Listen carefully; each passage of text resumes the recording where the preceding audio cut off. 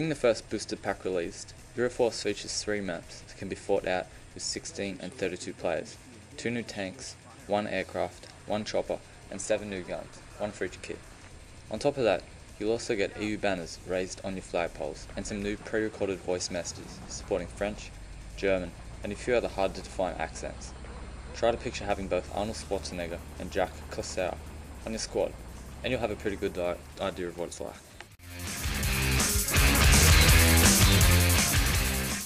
Operation Smokescreen is located somewhere in the Middle East, where EU has come to aid its allies. The battlefield is scattered with several burning oil wells, filling a few places with smog, which partially blocks out the sunlight. It does feel innovative, although inspired by real-world events, adding to a difficulty of letting your aircraft deliver swift death in the polluted areas. A forest of windmills further increases the strain of maintaining air superiority.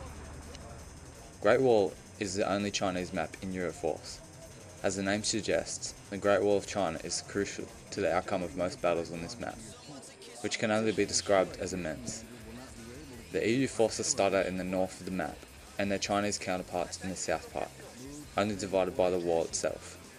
Along its way, the wall splits up into separate 2 parts, making the outer perimeter an old dwelling field, filled with buildings and ancient landmarks. This layout makes the confined cityscape suitable for infantry combat, while the outer landscape is tank country. Standing on top of the Chinese wall, throwing C4 packs on tanks, passing by has never been so much fun, as a limited number of entrances and exits make up natural choke points in the barrier. Beating the opposition team on the Great Wall requires every part of DICE's well-known rock, paper, scissors concept, making it my favourite map in Euroforce. Tarabaquara, finally, is perhaps the best described as a classic map given its context. Combat situations are focused along the Taraba River and its bridges in the Middle East. Most vehicles from the Battlefield 2 lineup are available, which will probably please most people who are into military hardware.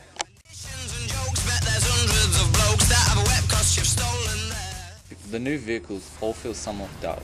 Simply put, I've had a hard time thinking of them as new content per se. Apart from their separate designs, they pretty much alike, not emphasising any pronounced differences. As far as the new guns, including Special Forces HK-53A3, Assault L85A2, Support HK-21, Medic FAMAS, an Engineer M-Force shotgun, a Tank P90, and Sniper L96A1 Go, they too resemble each other in terms of usage. Hence, I don't think DICE has given the combat engineers a new shotgun by coincidence. And similarity, I don't think the Eurofighters could do the same loadout as all the old single-seated aircraft are by chance.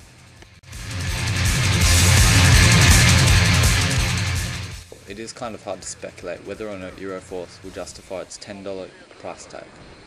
Currently, most servers haven't begun populating. Euroforce may not be jammed with packed with new features, but then again, you get what you pay for. Honestly speaking, I can only regard the 3 new maps as the only real piece of fresh content, besides the pre-recorded voice messages.